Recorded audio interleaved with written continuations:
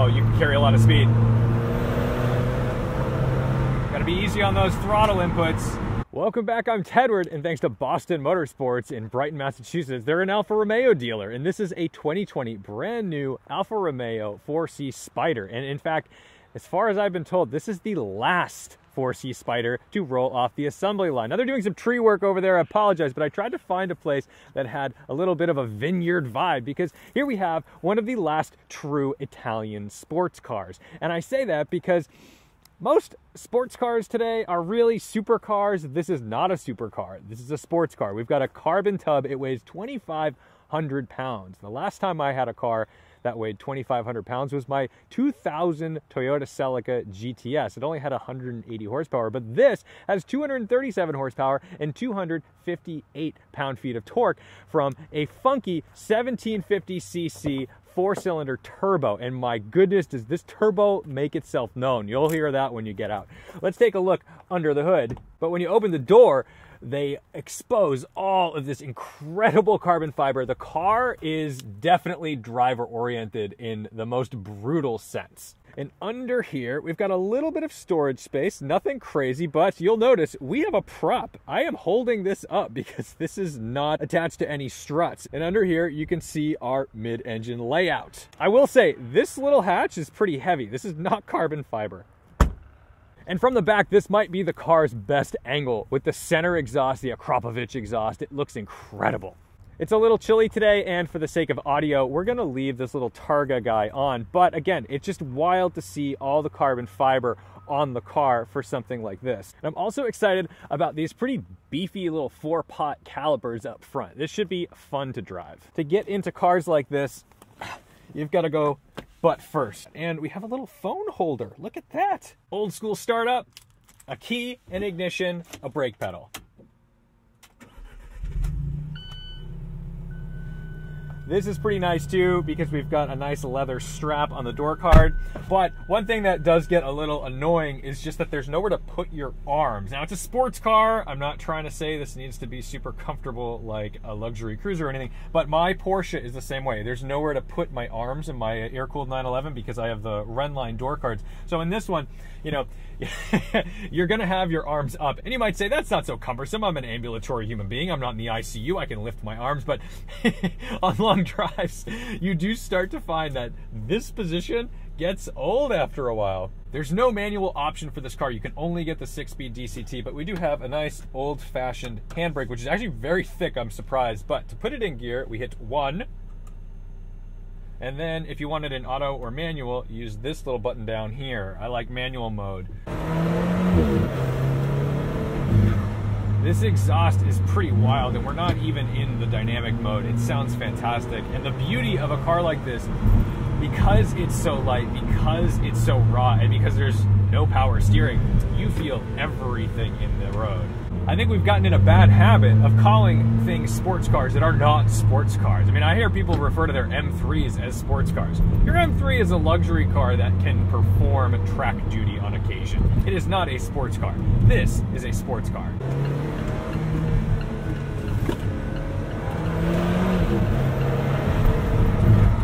The character of this engine is phenomenal. You can tell it by the number. Whenever you have an engine that has more torque than power, you know that it's gonna have a juicy, beefy mid-range. And when you have a car that does that, plus has a curb weight of only 2,500 pounds, you genuinely know you're in for a good time.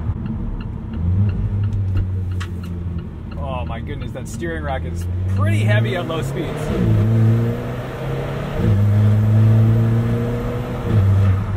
So much torque. This thing really moves.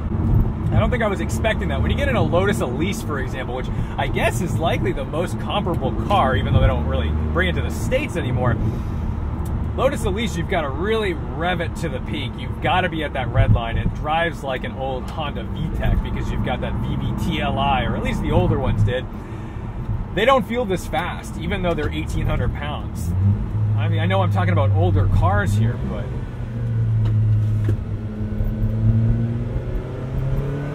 there's not a lot to compare this to.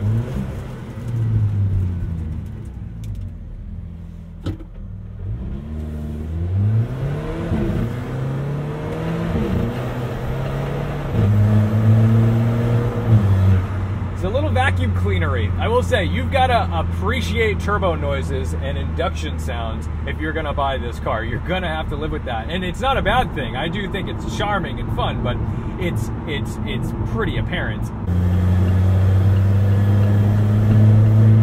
Cruising along 75, 80 miles an hour, you're at 2,600 RPM, which is impressive. That's a nice overdrive, so you're not totally revving it like crazy. And you probably get reasonable fuel economy. I think it does about 28 miles per gallon, which is on par with, say, a Miata, I think.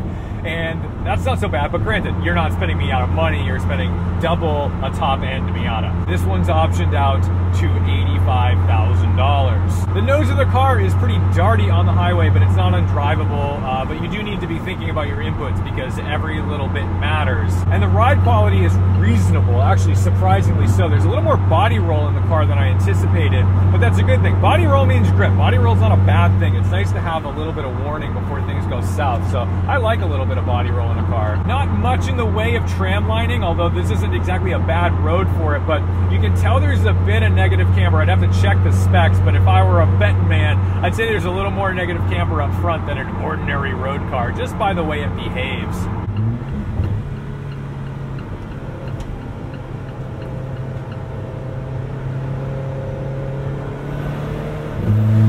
Because this turbo builds boost the way it does, your throttle inputs have to be very precise. You have to be thinking a little bit, because when you add a bit of throttle, you're going to start building boost, and you don't want to send too much torque to the rear end. The fact that you can even say that is cool. The fact that you could probably power oversteer this thing is great.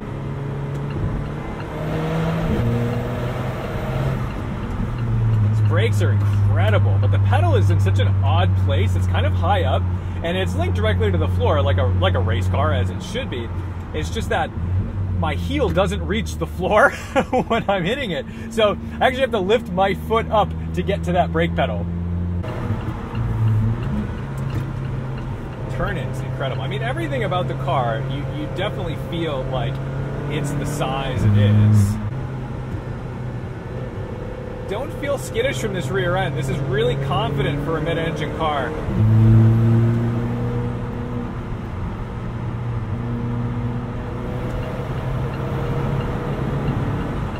So balanced on the brakes too. Even though this gearbox feels a little clunky around town, it starts to make a lot more sense when you're kind of pushing it. And you start to really appreciate the body roll. Like it's not a lot of body roll, but it's enough to let you know what's going on with the car. That's so much fun. Miatas always have a lot of body roll. And I think that's one of those characteristics that makes it fun, that makes it an entertaining sports car, because you can actually use it as a sports car. Oh my goodness, nobody knows how to drive here. This is mania. Let's get a good feel for these brakes. I'm gonna hold my recorder for it. Ready? 1, 2, 3. Oh my goodness, this thing will stop on a dime. That's great.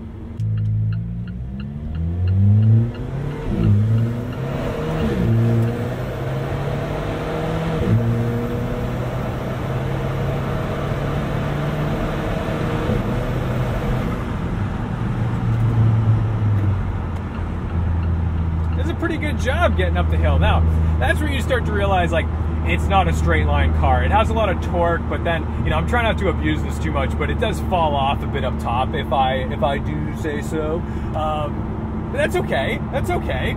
If your driving is going to be mainly busy highway stuff, I don't think I'd recommend this car to you. No, you gotta have some fun back roads to play on. And the beauty of back roads in a car like this is that you don't need perfect, pristine roads. It doesn't have so much power that you need a straightaway a mile long to exploit it. You can have fun at low speeds. You know, 30 to 70 miles an hour is going to be very enjoyable in this car. Every car maker is just making the next faster, more outrageous thing. For what? To beat a Nürburgring record time? Most auto manufacturers are forced, their hands are forced for marketing. They have to do it. They have to be better on paper than the competition. And maybe those cars are still fun to drive, but for example, let's take the new M3, M4. I have zero interest in this car. In fact, I think I've watched one video on it. I don't even care. That used to be one of my favorite launches. A new M3 was a big deal. It's fat, it's too fast, it's too numb. I don't care anymore. And now, all I want to do is, I'd rather drive slower cars like this. So, it should be a manual though. That's the only kind of shame in the whole game, is this one would have been pretty good in a manual. But that's not to say that this DCT doesn't suit the car. It's still very fitting. I gotta say, when I first got in this thing, it was a little awkward. I drive a lot of cars, drive a lot of awkward cars. This one, I really had to kind of get my bearings. Granted, I was getting out of a GT500, but this has kind of that old school Italian feel. Sitting nice and low in the car, the seats are supportive but not outrageous.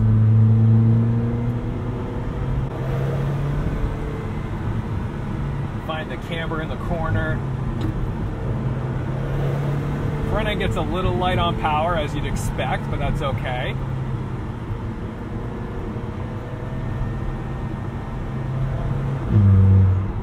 And that's the thing, is we can go have fun at, we're nowhere near the limit of the car there. We're just having fun, but it is an enjoyable experience. A lot of these new fast cars, like I was talking about before, you have to be on the ragged edge to have any fun in the car. We'll avoid this squirrel. Look at that, that's great. This is why I like my air-cooled 911, because it kind of delivers a similar experience, where, is it the fastest thing on the road? Absolutely not. But I get to feel things that nobody else does. Off we go.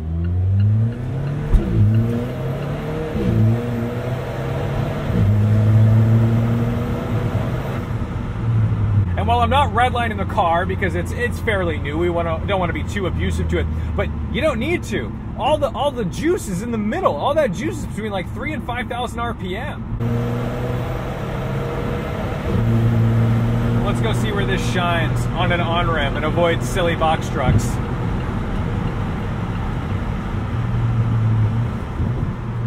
Oh, you can carry a lot of speed. Gotta be easy on those throttle inputs.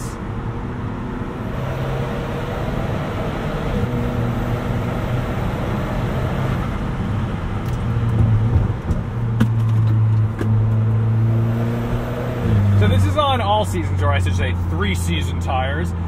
There's not as much grip as you might want. I would probably put on some stickier tires. Well, maybe not. Maybe you don't want stickier tires. Maybe you want it to be a little loose. But with stickier tires, this thing could just do horrific things on the road. All right, so in conclusion, I really like the Alfa 4C. It's pretty expensive for what you're getting. However, where else are you gonna get it? You're not gonna get this anywhere else. This is really unique, especially as a 1.7 liter turbo torque monster. I mean, you're not finding this anywhere. This is very cool. I understand people who want a Miata or whatever, but like, a Miata is not a Lotus Elise, and we don't get a Lotus Elise, and a Lotus Evora is gonna cost you $15,000 to $20,000 more than this. So because of that, I can't say it's expensive, because you can't find it anywhere else. So that's the deal, man. Alfa 4C totally rocks. This is super fun.